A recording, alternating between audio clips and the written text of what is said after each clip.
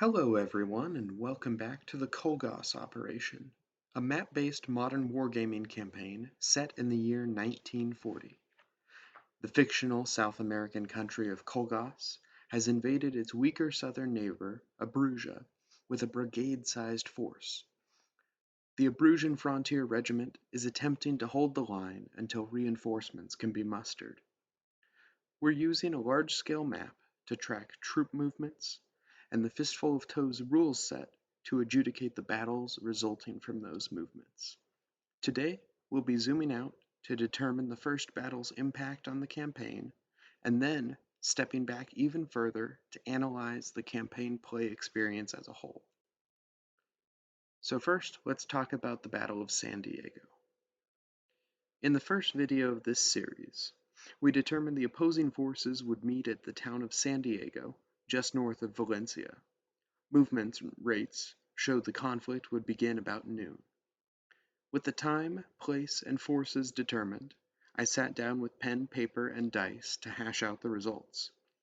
Over the course of the battle, the smaller Abruzzian force managed to delay the Kolgosi forces long enough to blow a vital bridge and deny them that route to Valencia. See the previous video in this series for more detail.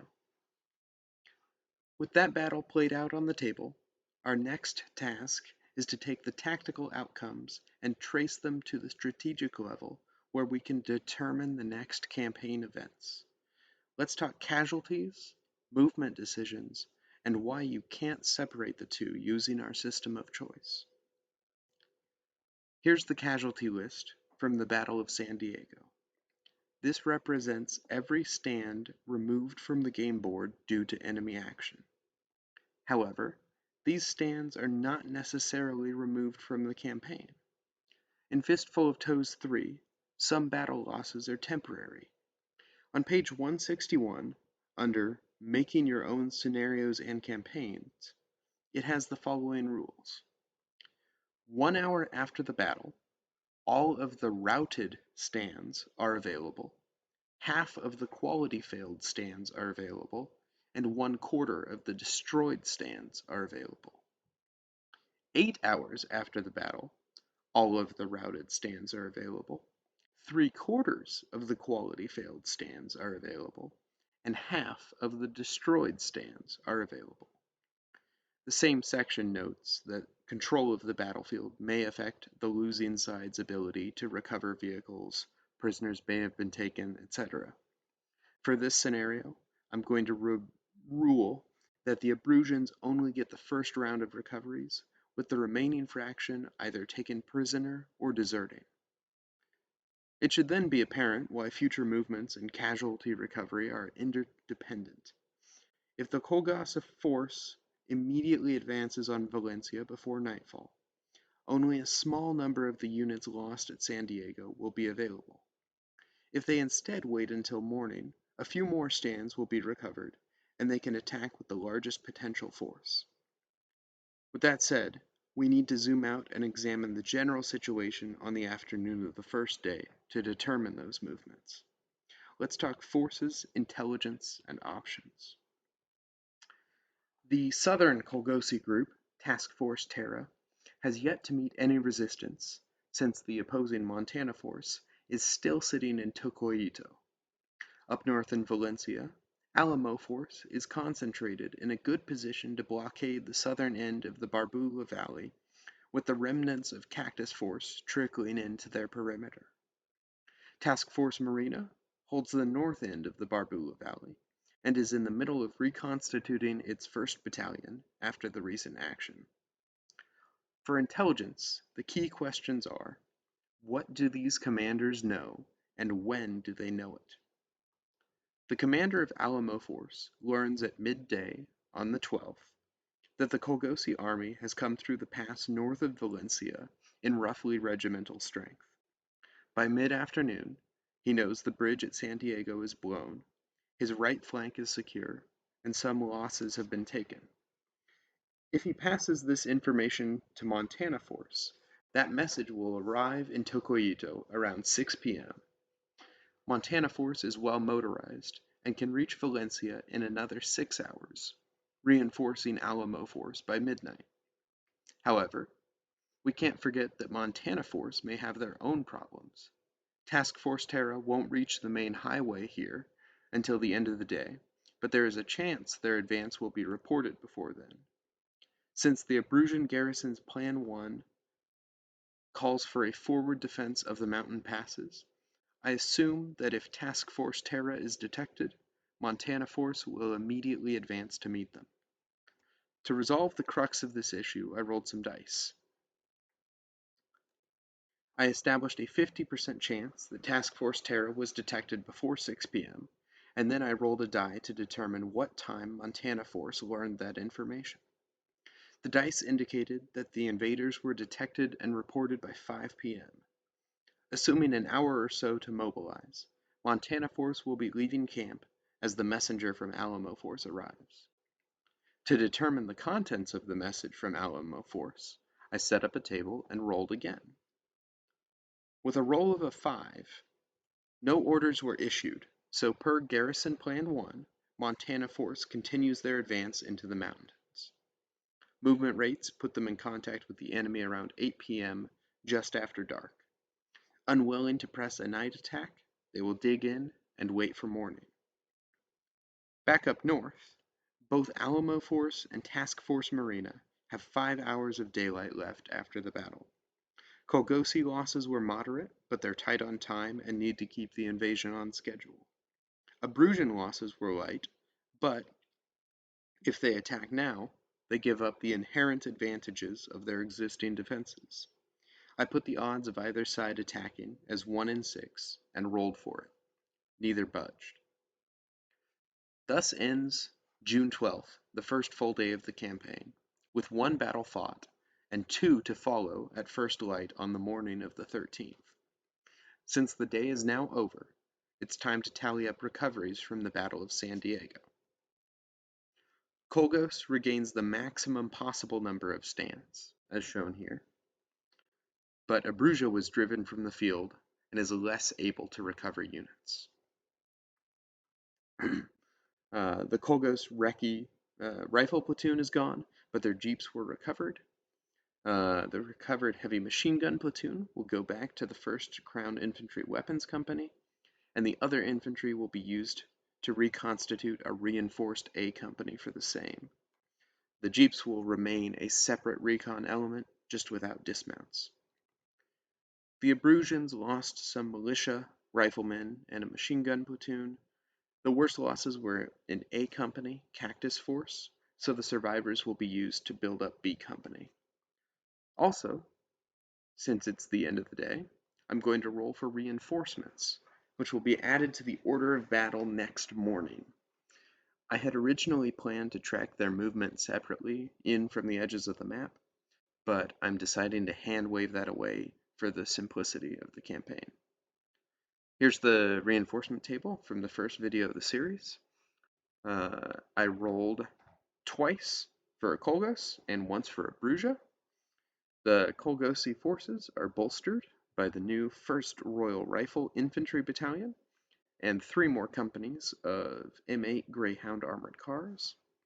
I'm saying that 2 of those companies go to Task Force Terra, and the other company goes to Task Force Marina, along with the Royal Rifles.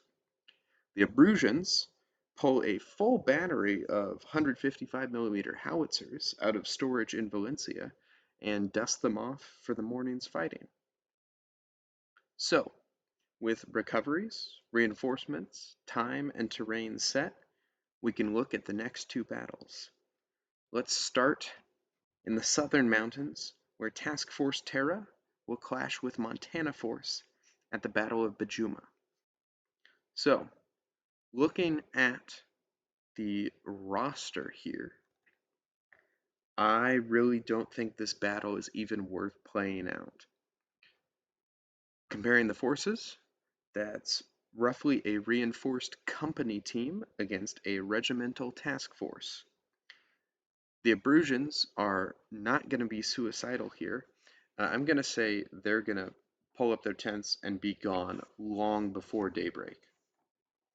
However, the key outcome here is that it's going to take Montana force most of the 13th to reach Valencia as they retreat from this force that they obviously cannot stop. Since they're in transit most of the 13th, they will not be able to play any part in the battles happening there on the morning. Now up north, the battle for Barbula Valley is shaping up to be a real fight, with about a regiment on each side. The objective for Task Force Marina is clear: break the defensive lines and get into Valencia. Now, looking at the forces, surprisingly, the point totals come out roughly equivalent. You can see there it's a difference of a little over 100. Now, this actually causes a bit of tension between the rules we're using and the fiction we're building. It's only logical that the Valencia infantry would have dug in somewhat on the hills that they're occupying overnight. However, the point cost to purchase 33 hasty entrenchments prior to a battle is almost 400 points, which is an equivalent point cost to adding 6 more stands of those heavy P-26 tanks, which I feel would swing the battle almost unfairly.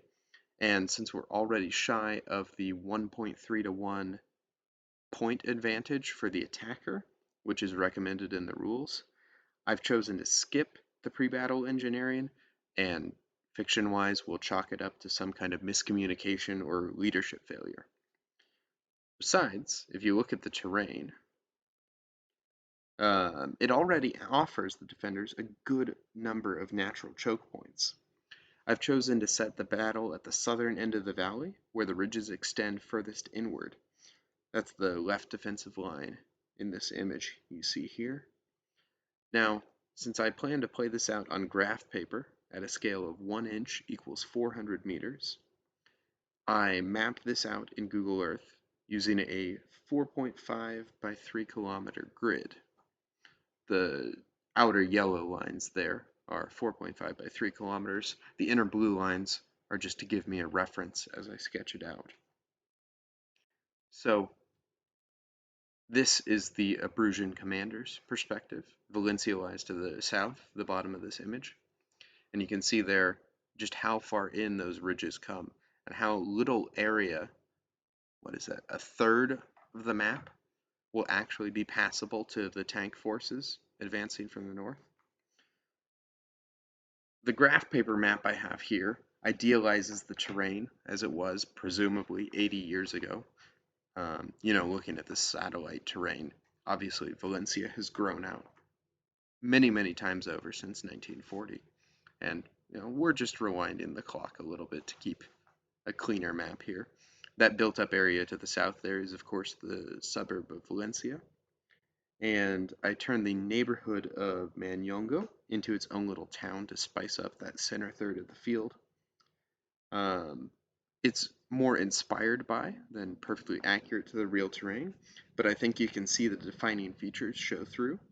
In this case, that's the 2 southern ridges and the road system through the center of the map. The Abruzzians are going to deploy on the bottom half here, and the Kolgosi forces will enter from the top edge. This battle should last through the morning of the 13th, and will likely decide the fate of the invasion's main thrust. This is just notes for myself for later when I look back and none of the units match their original constitution. So, now it's time to check in, because if you recall, the goal of this is not to just determine the outcome of a fictional invasion between fictional countries. The goal of this is to determine the feasibility of a map-based modern wargame campaign.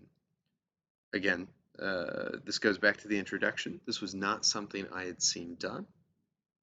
Now, here I am. I'm doing it. Feasibility obviously lies with you, the listener, looking at the things I've done, the work I've presented. Only you can make the judgment, is this something I can take on for myself? And I think it is too early to answer this question yes or no. I'm simply building a body of work that you can draw your own judgments on about that. Now, I do have some more specific developments here. So what level of complexity should players expect?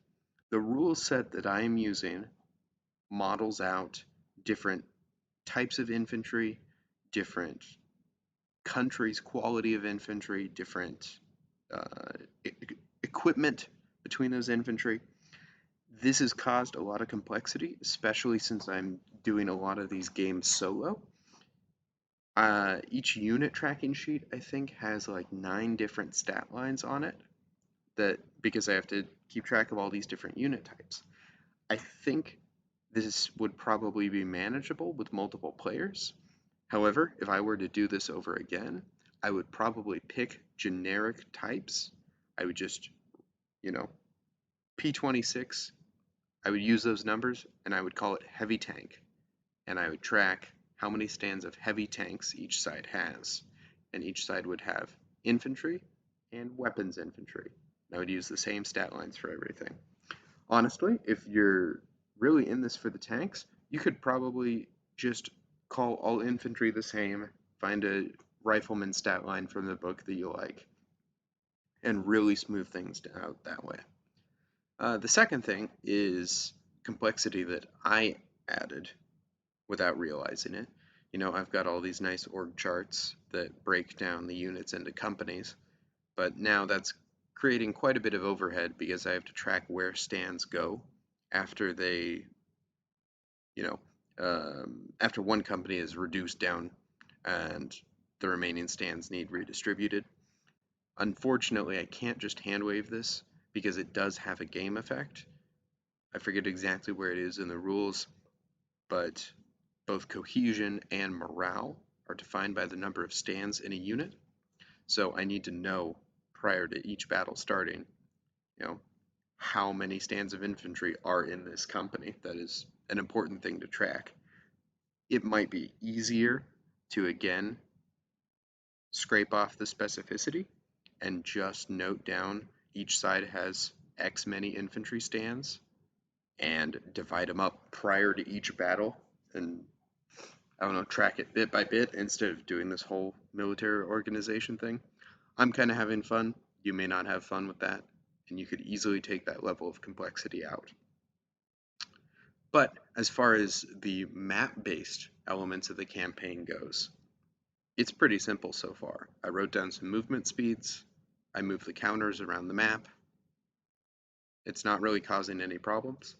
However, I'm sure there are elements of modern logistics that I am not modeling here, and I would say at this point I'm not really qualified to dig into that too much. Now this is kind of the key question here, because this is why we're doing a map-based wargame campaign instead of, you know, just generating wargame battles. In the Battle for San Diego, as I was playing this out, I did feel that pressure um, when I was playing the Kolgosi side especially, knowing that I only had a finite number of tanks and I had to carry those tanks forward uh, made me very hesitant in the early stages of the battle to use them. The same way for the Abruzzian side, I definitely positioned the forces around the battlefield with the end goal of uh, it's been a couple months since I played this out now, so I got to throw my brain back.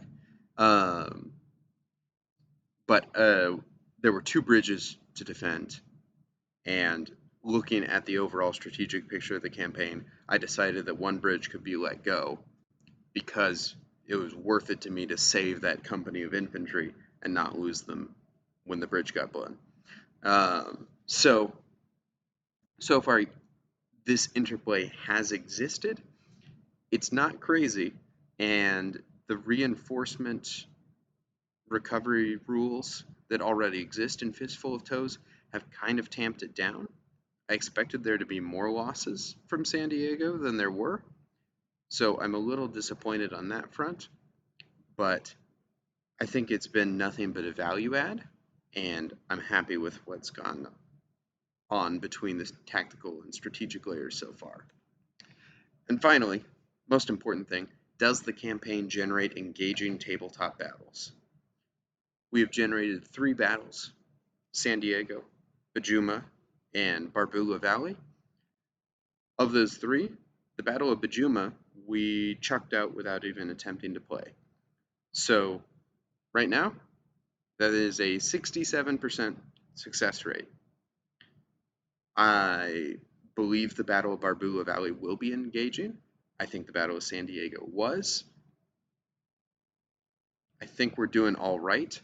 However, this is probably a little more work than just pulling up a scenario generator, lining up dudes, and throwing them at each other. Very much to each his own. Final little check-in here. The upload schedule, I know it's slowed down slightly. I'm not going to make any promises. Life has gotten substantially busier around here. My goal is still to finish this campaign. We have 8 days left, and the forces are still mostly intact. I'd like to play it all out. We got some reinforcement dice coming. Maybe someone will get some airstrikes. That'll be exciting. Never seen that done in Fistful of Toes before. And hopefully you guys can be patient with me and enjoy these videos as they arrive. And finally, I have a question for you guys, so let me know in the comments. For the San Diego battle report, I went all in, made lots of pictures, nice graphics, wrote out the whole play-by-play. Is that content that you guys enjoy? I was looking at the view count. It's a little lower than the other videos on the channel and didn't seem to generate as much engagement. But if there are people out there that really enjoy that kind of content, let me know. If not, also let me know, because it was frankly quite a bit of work that I would love to not have to do. And, I could just do battle wrap-ups as quick summaries in parts of videos like this. So, I would appreciate your feedback, and the next video will come when it comes, and hopefully it'll be a nice, concise battle report about the Battle of Barbula Valley, and we will zoom right back up to the strategic level and see what happens next. Until then, enjoy your wargaming.